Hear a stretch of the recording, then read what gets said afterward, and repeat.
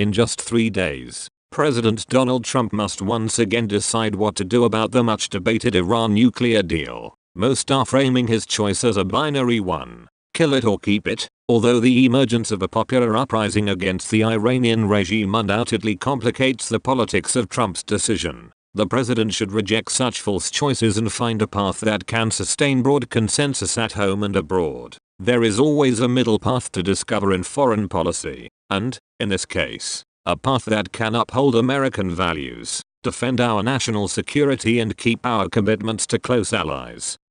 This basic idea is not ours alone. It can be credited to President Ronald Reagan, who successfully negotiated a major arms control agreement with the Soviet Union, all while publicly calling it an evil empire, building up America's strategic deterrence, promoting regime change and applying economic pressure tied to the Soviet record on human rights.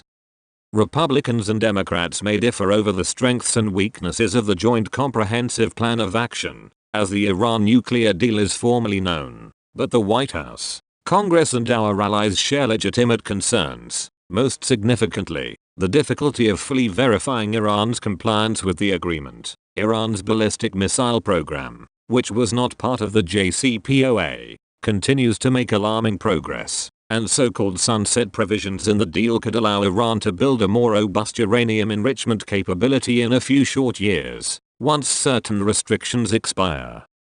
But where we should not differ is in our commitment to core American values, human rights and democracy. It is inside this commitment where we can find a way forward together.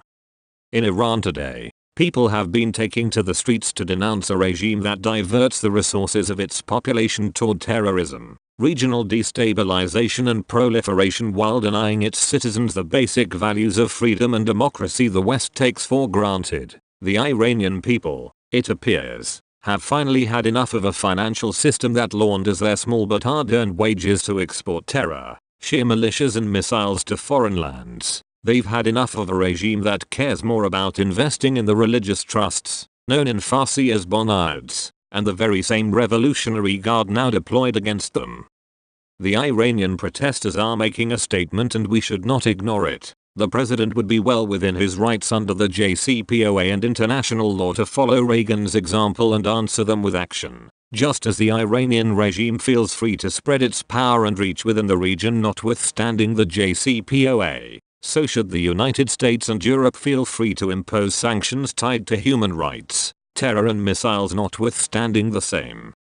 The sanctions relief provided under the JCPOA should not be interpreted as a blanket immunity for Iranian officials, banks and other government instrumentalities to expand their illicit activities. If such a person or entity is found to be connected to the Revolutionary Guard, terrorism, missile proliferation and human rights abuses, it most certainly can and should be subject to sanctions, even if sanctions for that person or entity were initially suspended by the JCPOA.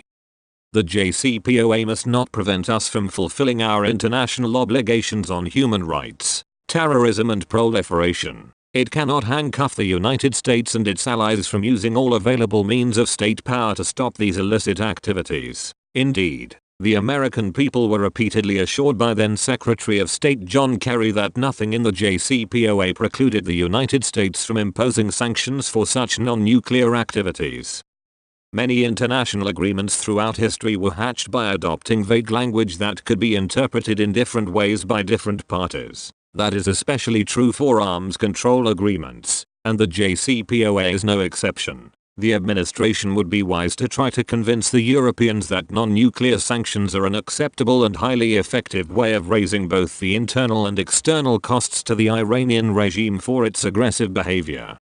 Of course, the Iranian dictators won't like it. They might even claim such sanctions violate the nuclear deal and threaten to abandon their commitments, but they would be wrong, and they alone would bear the blame and consequences of exiting the JCPOA.